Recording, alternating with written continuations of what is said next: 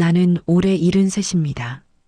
이제는 머리도 희끗희끗하고 허리도 굽어 지팡이 없이는 걷기 힘든 몸이 되었지만 그래도 아직 정신만큼은 또렷합니다. 오늘 이렇게 용기를 내어 제 이야기를 꺼내는 이유는 이 이야기를 혼자 가슴에만 묻어두기엔 너무나 벅차기 때문입니다. 누군가에게라도 들려주고 싶었습니다.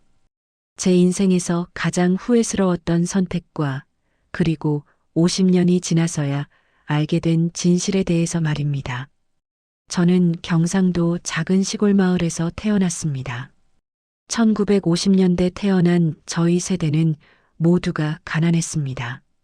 하루 세 끼를 먹는 것도 쉽지 않았던 시절이었죠. 아버지는 남의 논밭을 빌려 농사를 지으셨고 어머니는 품앗이로 동네 일을 다니며 근근히 살림을 꾸려가셨습니다. 저는 삼남매 중 맏이었고 동생들은 저보다 각각 4살, 6살 아래였습니다. 제가 20살이 되던 해였습니다. 그해 봄, 우리 마을에 한 가족이 이사를 왔습니다. 서울에서 내려온 가족이라고 했습니다. 아버지가 사업에 실패해서 시골로 내려왔다는 소문이 돌았죠. 그 집 딸이 바로 순이었습니다. 제 또래였던 순이는 도회지에서 자란 티가 역력했습니다. 하얀 피부에 단정한 옷차림, 그리고 책을 항상 끼고 다니는 모습이 우리 마을 처녀들과는 확연히 달랐습니다. 처음 순이를 본 것은 마을 우물가였습니다. 저는 물을 기르러 갔다가 우물가에서 어찌할 바를 모르고 있는 순이를 발견했습니다. 두레박 쓰는 법을 몰라 한참을 우두커니 서 있더군요. 저는 다가가서 말을 걸었습니다. 제가 물 길어드릴까요? 순이는 수줍게 고개를 끄덕였고 저는 능숙하게 두레박을 달어 물동이에 물을 가득 채워주었습니다. 그때 순이가 환하게 웃으며 고맙다고 인사하던 모습을 저는 지금도 잊을 수가 없습니다. 그날 이후 저와 순이는 자주 만났습니다. 순이는 마을에 친구가 없었고 저는 순이와 이야기하는 것이 좋았습니다. 순이는 서울 이야기를 들려주었고 저는 산과 들에서 자란 이야기를 들려주었습니다. 순이는 제게 한글을 가르쳐 주었습니다. 저는 학교를 제대로 다니지 못해 글을 거의 읽지 못했거든요. 순이는 인내심을 갖고 차근차근 가르쳐 주었고 저는 열심히 배웠습니다. 순이에게 잘 보이고 싶었으니까요. 계절이 바뀌고 저희는 서로에게 특별한 존재가 되어갔습니다. 순이의 아버지는 마을에서 작은 구멍가게를 열었고 저는 농사일이 끝나면 틈틈이 가게 일을 도왔습니다. 순이와 함께 있을 수 있다는 이유 하나만으로도 힘든 일이 전혀 힘들지 않았습니다. 어느 가을날 저녁 저는 용기를 내어 순이에게 고백했습니다. 순이야, 나 너를 좋아한다. 순이는 얼굴을 붉히며 고개를 끄덕였습니다. 저도요. 그 짧은 대답이 제 인생에서 가장 행복한 순간이었습니다. 저희는 결혼을 약속했습니다. 하지만 문제가 있었습니다. 저희 집안 형편이 너무 어려웠던 것입니다. 당시 22살이었던 저는 가족을 먹여 살려야 하는 처지였습니다. 아버지는 몸이 약해지셔서 더 이상 일을 할 수 없었고 동생들은 아직 어렸습니다. 순이네 형편도 넉넉하지 않았지만 그래도 저희 집보다는 나았습니다. 순이 아버지는 저를 좋게 봐주셨습니다. 성실하고 책임감 있다며 칭찬해 주시곤 했죠. 그런데 어느 날 제 인생을 완전히 뒤바꿀 제안이 들어왔습니다. 마을 이장님이 저를 찾아오셨습니다. 자네 서울 가서 일할 생각 없나? 내 친척이 서울에서 공장을 하는데 일할 사람을 찾고 있다네. 월급도 꽤 되고 숙식도 제공된다고 하더군. 저는 그 제안에 귀가 솔깃했습니다. 서울에 가서 돈을 벌면 가족도 돌볼 수 있고 순이와 결혼 자금도 마련할 수 있을 것 같았습니다. 순이에게 이 이야기를 꺼냈을 때 순이는 반대했습니다. 서울은 너무 멀어요. 편지로만 소식을 주고받으려면 얼마나 답답하겠어요. 그냥 여기서 함께 있어요. 돈은 천천히 모으면 되잖아요. 하지만 저는 고집을 부렸습니다. 순이야, 2년만 참아줘. 2년만 서울에서 일하고 돈 벌어서 올게. 그리고 우리 제대로 결혼하자. 내 부모님께도 떳떳하게 말씀드릴 수 있도록 말이야. 순이는 눈물을 글썽이며 결국 고개를 끄덕였습니다. 약속해요. 꼭 돌아온다고. 1973년 봄, 저는 서울행 버스를 탔습니다. 버스 정류장까지 배웅 나온 순이는 끝까지 손을 흔들었습니다. 저는 창문 너머로 순이를 바라보며 다짐했습니다.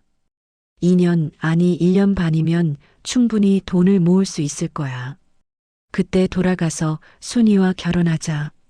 그게 제가 순이를 본 마지막 모습이었습니다. 살아있는 순이를 말입니다. 서울 생활은 생각보다 힘들었습니다. 공장 일은 고되었고 월급은 생각보다 적었습니다. 그래도 저는 악착같이 돈을 모았습니다. 한 푼이라도 아끼려고 식사도 거르고 쉬는 날에도 공장 근처에서 아르바이트를 했습니다. 순이에게는 한 달에 한 번씩 편지를 보냈습니다. 순이도 답장을 보내왔습니다. 편지 속에서 순이는 항상 제 건강을 걱정했고 빨리 보고 싶다는 말을 했습니다.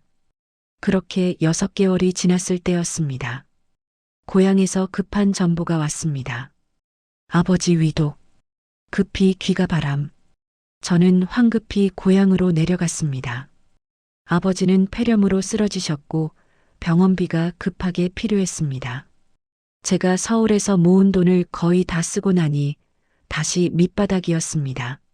아버지는 다행히 회복하셨지만 제 계획은 완전히 틀어졌습니다. 고향에 머무는 동안 순이를 만났습니다.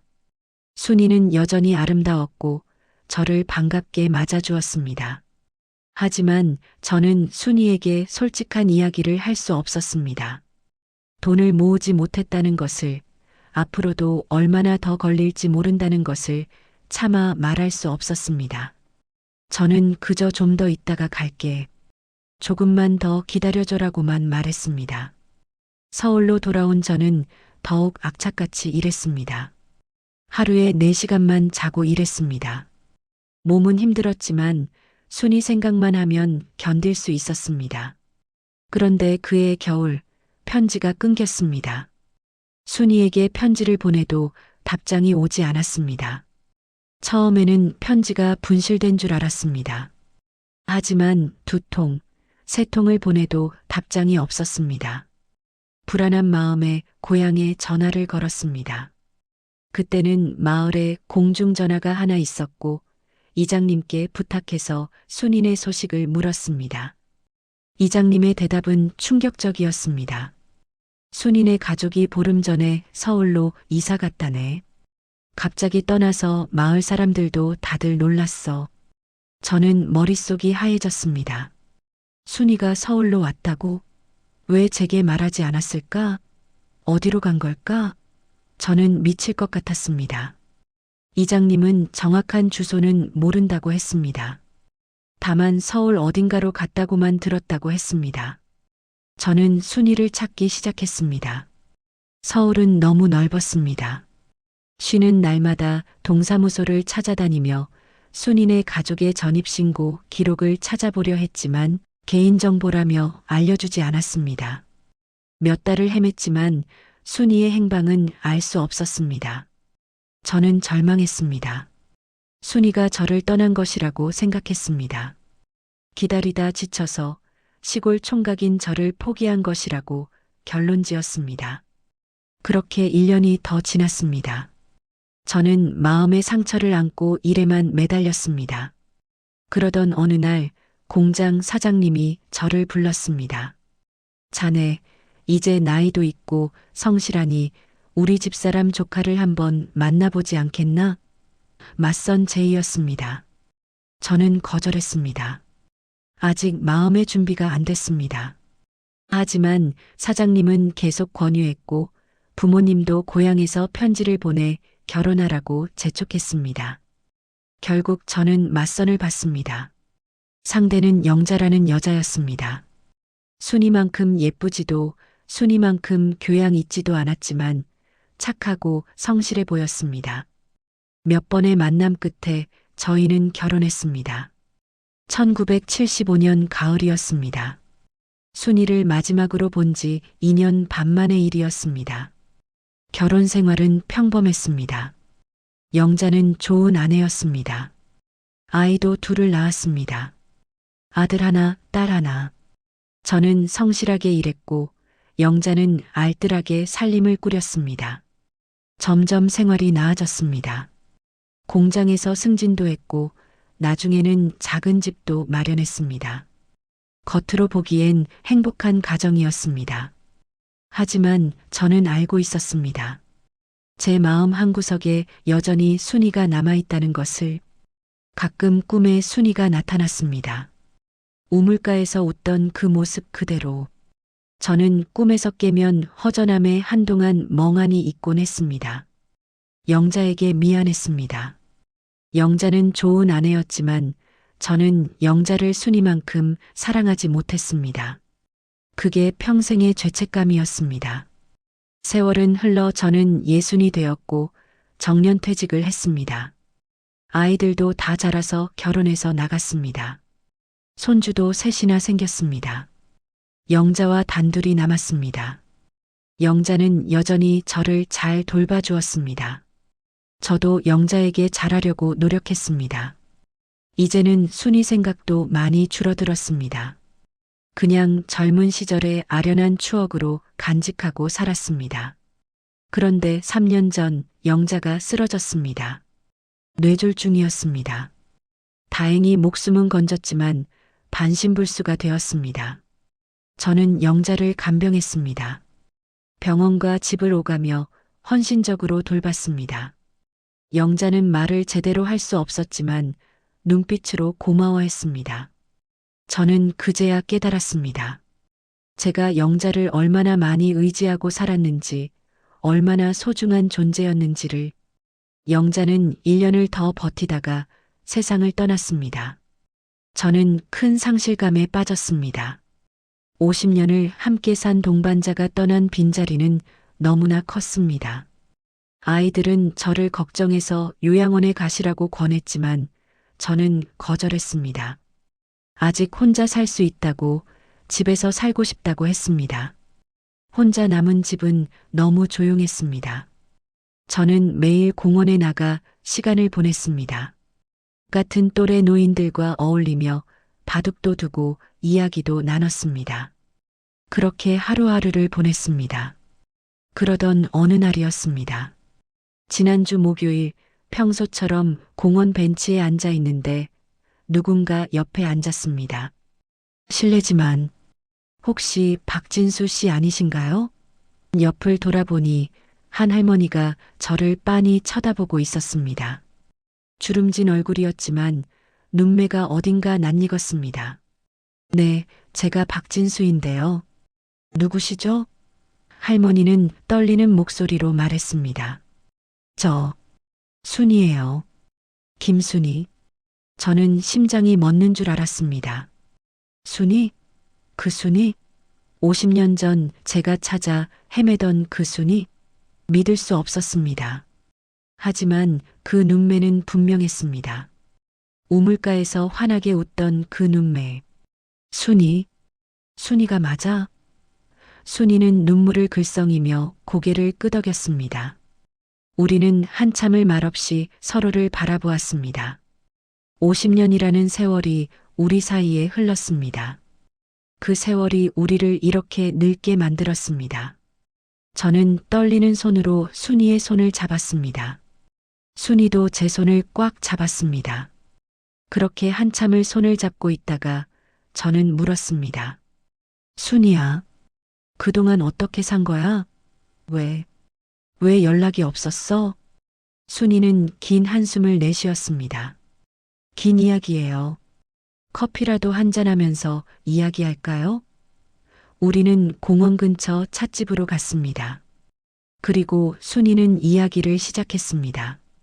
제가 서울에서 일하던 그 겨울, 순이네 가족에게 큰 일이 생겼다고 했습니다.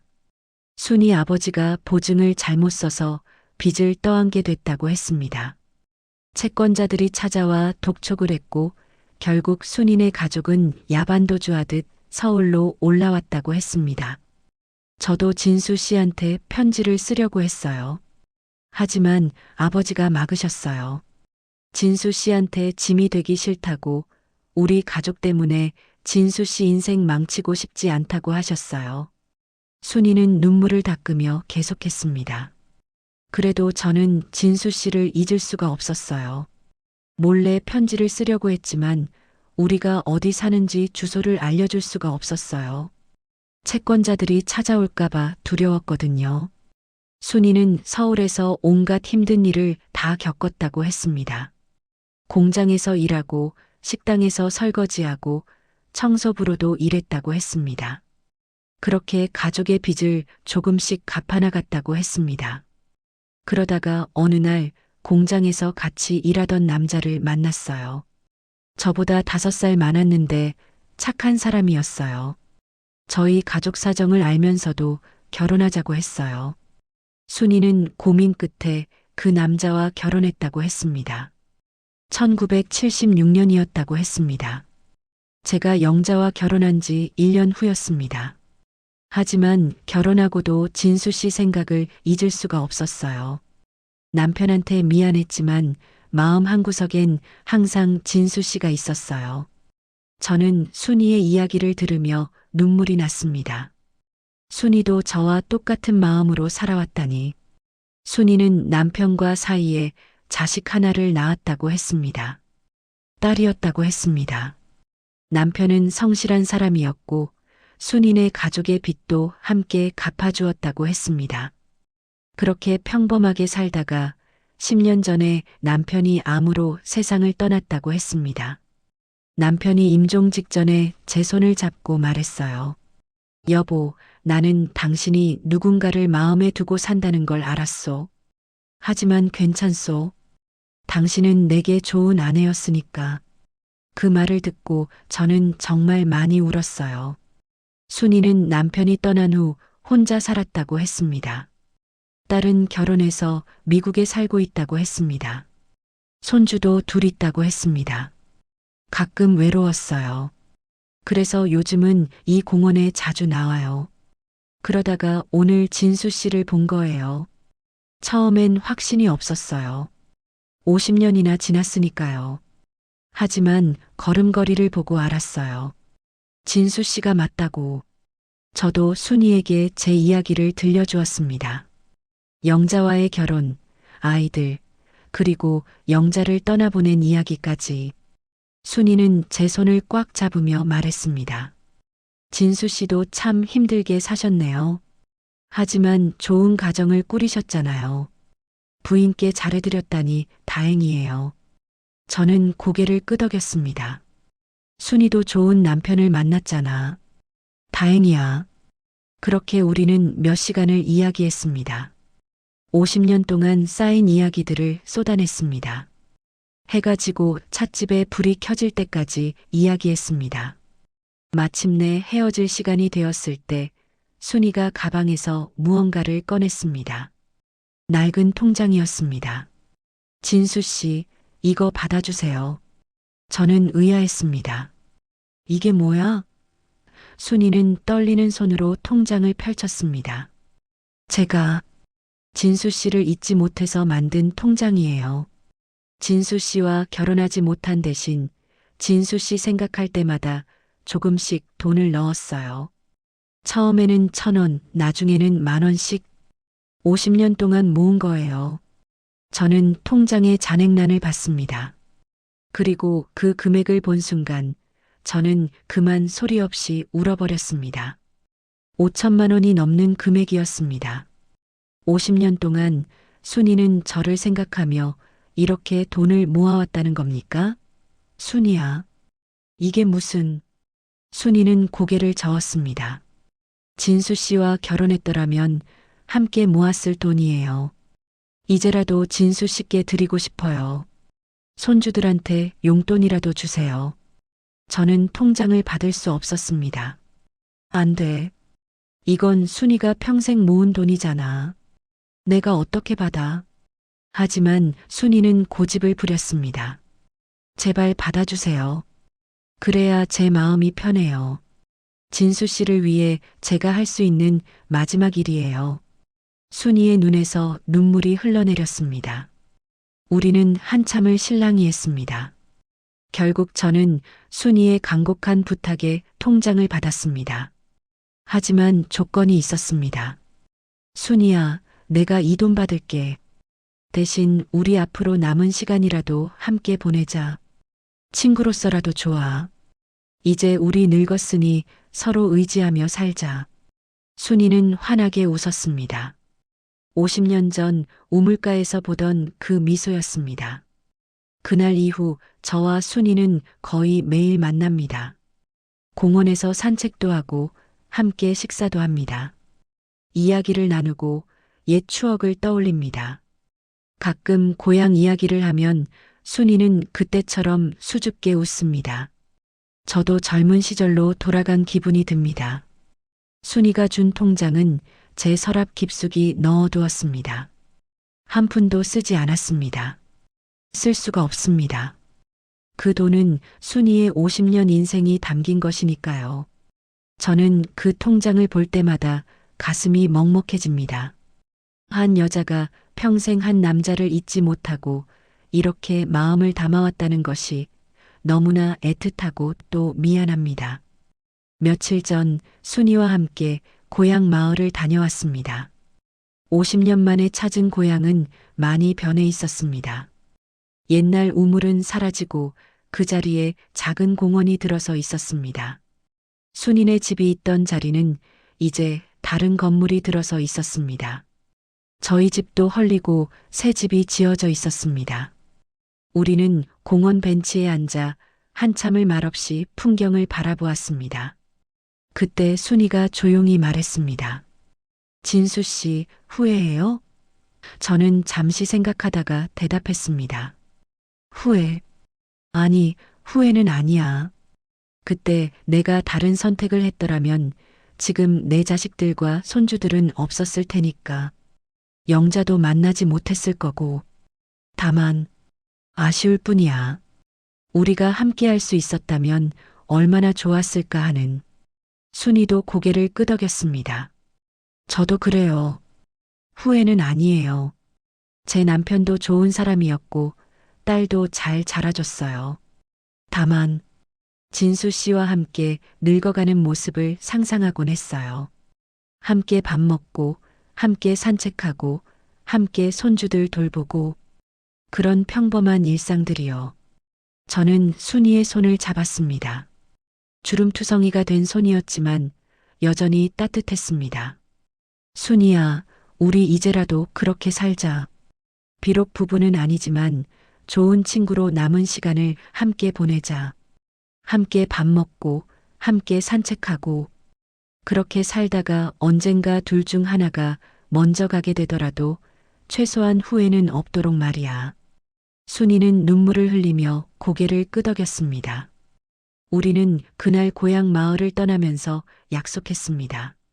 이제 남은 인생은 서로를 위해 살기로. 50년 전에 하지 못한 약속을 이제라도 다른 방식으로 지키기로 말입니다. 집으로 돌아온 후 저는 아이들에게 순이 이야기를 했습니다. 처음에는 걱정스러운 표정을 짓던 아이들도 이야기를 다 듣고 나니 이해한다는 표정이었습니다. 큰아들이 말했습니다. 아버지, 엄마도 분명 하늘에서 기뻐하실 거예요. 아버지가 외롭지 않게 좋은 친구를 만나셨으니까요. 그분과 행복하게 지내세요. 딸아이는 순이를 한번 만나보고 싶다고 했습니다. 며칠 후 순이를 소개했을 때 딸아이는 순이의 손을 잡으며 말했습니다. 고모님, 우리 아버지 잘 부탁드려요. 아버지는 겉으로는 강한 척 하시지만 사실 외로움을 많이 타세요. 고모님이 옆에 계셔 주시면 아버지가 훨씬 행복하실 것 같아요. 순이도 제 아이들을 좋아했습니다. 진수 씨 자녀분들이 이렇게 좋은 분들인 걸 보니 진수 씨가 정말 좋은 아버지셨다는 게 느껴져요. 부인께서도 훌륭하게 키우셨네요. 순이의 말에 딸아이가 웃으며 대답했습니다. 아버지는 평생 가족을 위해 희생하셨어요. 이제는 아버지가 행복하실 차례예요. 요즘 저의 하루는 이렇게 흘러갑니다. 아침에 일어나면 순이에게 전화를 합니다. 서로 안부를 묻고 오늘 무엇을 할지 이야기합니다. 오전에는 공원에서 만나 산책을 합니다. 천천히 걸으면서 이야기를 나눕니다. 요즘 날씨 이야기, 손주들 이야기, 옛날 추억 이야기. 점심은 함께 먹습니다. 때로는 식당에서, 때로는 순이가 도시락을 싸와서 공원에서 먹습니다. 순이가 싸온 도시락을 먹을 때면 50년 전 고향에서 함께 들판에 나가 먹던 주먹밥 생각이 납니다. 그때처럼 소박하지만 그때처럼 맛있습니다. 오후에는 동네 도서관에 가거나 영화를 보러 갑니다. 순이는 여전히 책을 좋아합니다. 도서관에서 책을 읽다가 좋은 구절이 나오면 제게 읽어줍니다. 저는 순이의 목소리를 들으며 옛날 생각에 잠깁니다. 50년 전 순이가 제게 한글을 가르쳐 주던 그때처럼 저녁에는 각자 집으로 돌아갑니다. 우리는 선을 지킵니다. 서로의 집을 방문하지 않고 밤에는 전화도 하지 않습니다. 우리는 부부가 아니니까요. 그저 좋은 친구일 뿐입니다. 하지만 그것만으로도 충분히 행복합니다. 일주일에 한 번은 함께 성당에 갑니다. 순이는 천주교 신자고 저는 영자가 돌아가신 후에 영자를 따라 영세를 받았습니다. 미사가 끝나면 함께 영자와 순이 남편의 묘소를 찾아갑니다. 묘소 앞에서 우리는 기도합니다. 영자에게는 미안하다고 하지만 외롭지 않게 잘 살겠다고 말합니다. 순이 남편에게는 고맙다고 순이를 잘 돌보았다고 감사하다고 말합니다. 가끔 순이의 딸이 한국에 들어옵니다. 그러면 우리 셋이 함께 식사를 합니다. 순이 딸은 저를 아버지 친구라고 부르며 반갑게 대해줍니다. 어머니가 요즘 정말 행복해 보이세요. 할아버지 덕분이에요. 정말 감사드려요. 순이 딸의 말에 저도 고개를 끄덕입니다. 저도 순이 덕분에 외롭지 않게 살고 있어요. 지난주에는 특별한 일이 있었습니다. 제 손주가 결혼을 했는데 순이를 결혼식에 초대했습니다. 순이는 처음에 사양했습니다. 제가 가도 될까요? 가족 행사인데. 하지만 저는 고집을 부렸습니다. 순이는 내 가족이나 다름없어. 꼭 와야 해. 결국 순이는 결혼식에 참석했습니다. 결혼식장에서 제 친척들이 물었습니다. 저분은 누구세요? 저는 당당하게 대답했습니다. 제 첫사랑이고 지금은 제일 소중한 친구입니다. 친척들은 놀란 표정을 지었지만 곧 이해한다는 듯 고개를 끄덕였습니다. 어떤 친척은 이렇게 말했습니다. 인생 말년에 이렇게 좋은 친구를 만나셨으니 복 받으셨네요. 피로연이 끝나고 집으로 가는 길 순이가 말했습니다. 진수 씨, 오늘 정말 행복했어요. 진수 씨 가족들이 저를 따뜻하게 대해주셔서 감사했어요. 마치 제가 진짜 가족이 된 것 같았어요. 저는 순이의 손을 꼭 잡았습니다. 순이는 내 가족이야. 이제 우리 둘 다 외롭지 않게 살자. 어제는 순이와 함께 사진관에 갔습니다. 50년 만에 처음으로 함께 사진을 찍었습니다. 사진사가 말했습니다. 부부시죠? 정말 다정해 보이세요. 저희는 고개를 저었습니다. 부부는 아니에요. 친구입니다. 사진사는 의아한 표정을 지었지만 곧 셔터를 눌렀습니다. 사진이 나왔을 때 저는 놀랐습니다. 사진 속의 우리는 정말 행복해 보였습니다. 주름진 얼굴이지만 환하게 웃고 있었습니다. 순이도 사진을 보며 웃었습니다.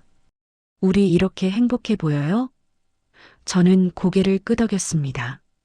응, 정말 행복해 보여. 저는 그 사진을 액자에 넣어 거실에 걸어두었습니다. 영자 사진 옆에 나란히 걸어두었습니다. 어떤 사람들은 이상하게 생각할지도 모릅니다. 하지만 저는 괜찮습니다. 영자도 순이도 제 인생에서 소중한 사람들이니까요. 영자는 제 아내로서 50년을 함께했고, 순이는 제 첫사랑으로서 50년을 기다려준 사람입니다. 가끔 밤에 잠이 안 올 때면 생각합니다. 만약 그때 제가 다른 선택을 했더라면 어땠을까? 서울에 가지 않고 고향에 남아서 순이와 결혼했다면? 아니면 순이가 서울로 올라왔을 때 좀 더 열심히 찾았더라면? 그랬다면 우리는 함께 평생을 살 수 있었을까? 하지만 이내 생각을 멈춥니다. 과거는 바꿀 수 없습니다. 중요한 것은 지금입니다. 지금 순이가 제 곁에 있다는 것, 그리고 우리가 함께 행복한 시간을 보내고 있다는 것, 그것만으로도 충분합니다. 저는 이제 죽음이 두렵지 않습니다. 언젠가 제 시간이 오면 저는 편안하게 눈을 감을 수 있을 것 같습니다. 영자에게도 순이에게도 그리고 제 자신에게도 부끄럽지 않은 삶을 살았다고 생각하니까요. 비록 완벽하지는 않았지만 최선을 다했으니까요. 순이에게도 말했습니다. 순이야, 우리 둘 중 누가 먼저 가더라도 슬퍼하지 말자. 우리 이렇게 다시 만나서 행복한 시간을 보낸 것만으로도 감사한 일이야. 먼저 가는 사람은 하늘에서 기다리고 나중에 가는 사람은 여기서 잘 살다가 가자. 순이도 고개를 끄덕이며 대답했습니다. 그래요. 진수 씨 말이 맞아요. 우리 후회 없이 살아요. 요즘 순이와 함께 고향 사투리를 쓰며 이야기합니다. 서울에서 50년을 살다 보니 사투리가 많이 없어졌지만 순이와 이야기할 때는 자연스럽게 사투리가 나옵니다. 순이야, 오늘 날씨가 참 좋다 아이가? 그러네요. 산책하기 딱 좋네요. 사투리로 이야기하다 보면 마치 50년 전 고향 마을로 돌아간 것 같습니다. 지난달에는 순이와 함께 고향 마을 동창회에 참석했습니다. 저희 또래들이 모두 모였습니다. 다들 늙었지만 얼굴을 보니 반가웠습니다. 친구들은 저와 순이를 보며 놀라워했습니다. 야, 너희 둘이 다시 만났구나. 옛날에 너희 둘 사귀는 거 다들 알았어. 정말 잘 어울렸는데. 우리는 웃으며 대답했습니다. 이제라도 다시 만나서 친구로 지내고 있어요. 동창회가 끝나고 집으로 돌아오는 길, 순이가 말했습니다. 진수 씨, 친구들이 우리 보며 부러워하더라고요. 나이 들어서도 이렇게 좋은 친구가 있다는 게 축복이라고요. 저도 동감했습니다. 맞아. 우리 정말 복 받은 거야. 어제 저녁 순이에게서 문자가 왔습니다. 순이는 요즘 휴대폰 문자 보내는 법을 배웠습니다. 딸에게 배웠다고 했습니다. 문자 내용은 이랬습니다. 진수 씨, 오늘도 고마웠어요. 진수 씨 덕분에 매일매일이 행복해요. 내일도 좋은 하루 보내요. 저는 답장을 보냈습니다. 나도 고마워. 내일 또 만나자. 저는 이 이야기를 누군가에게 꼭 들려주고 싶었습니다. 나이 들어서도 사랑하는 사람과 다시 만날 수 있다는 것을, 비록 부부는 아니더라도 좋은 친구로 남은 인생을 함께할 수 있다는 것을 말하고 싶었습니다. 인생은 언제든 새로운 시작을 할 수 있다는 것을요. 순이가 준 그 통장은 여전히 제 서랍 속에 있습니다. 저는 그 돈을 쓰지 않기로 했습니다. 대신 제가 먼저 세상을 떠나면 그 돈을 순이에게 다시 돌려주려고 합니다.